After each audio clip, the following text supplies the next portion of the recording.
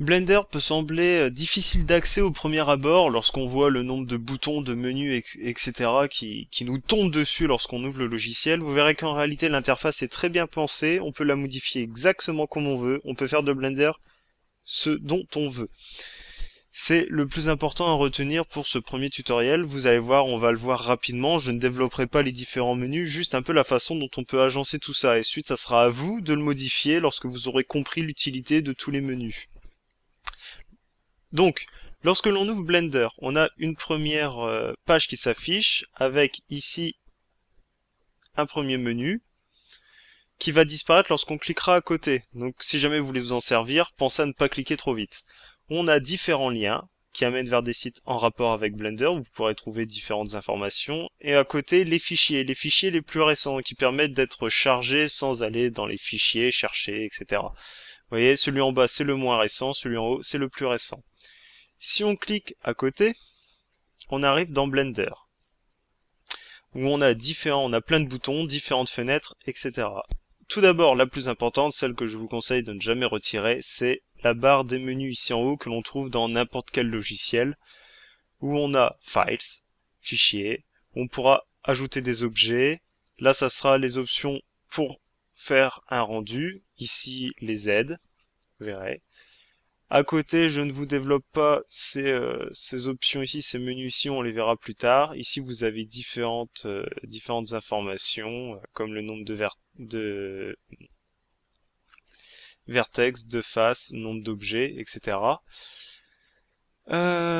Si on descend, on a la grande fenêtre principale qui est la vue 3D, où où on pourra voir ce qu'on fait. C'est la fenêtre principale lorsque l'on travaille sur Blender, avec la fenêtre ici, qui correspond à la fenêtre des propriétés. Vous verrez, c'est une des fenêtres les plus importantes. On y passe aussi énormément de temps à bidouiller sur les boutons qui sont dans cette fenêtre. Vous voyez, donc on a plein d'options et pourtant on n'est que sur un seul des menus. Vous verrez, on sera souvent ici. C'est ici les deux menus les plus importants, les deux fenêtres, je veux dire, les plus importantes. En dessous, on a la fenêtre des temps, qui en fait va servir à gérer un peu une animation dans Blender, c'est-à-dire les mouvements, etc., et à se déplacer dans le temps. On n'en parlera pas tout de suite, parce que il faut d'abord apprendre à se servir de Blender avant de réaliser des animations, bien que on puisse réaliser des animations très simplement. Vous voyez, donc ça se compte en frames. Et donc une frame correspond à une image par seconde. Si vous avez 25 frames, vous avez 25 frames per seconde, on a 25 images par seconde. Vous voyez, là, en fin de compte, là, il s'est passé une seconde, et pourtant, il y a 25 frames. Voilà. Ici, on a l'Outliners, c'est une fenêtre qui permet de voir tout ce qui a été créé. Par exemple, si jamais j'y ajoute une UV sphère, vous voyez, hop, elle est apparue dans la vue 3D, et elle est apparue aussi ici.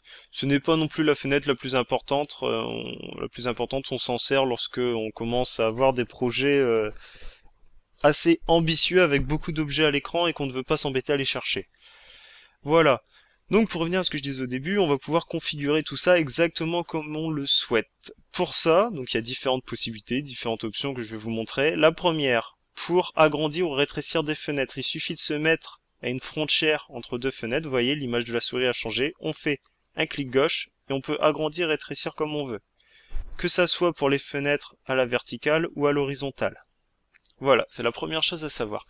La deuxième, vous voyez ici, on a des traits en diagonale par rapport à la fenêtre. Si jamais on pose la souris dessus, enfin, on voit déjà que l'image change de la souris. Et donc si on fait un clic gauche et qu'on descend, voilà, on vient de faire apparaître une nouvelle fenêtre.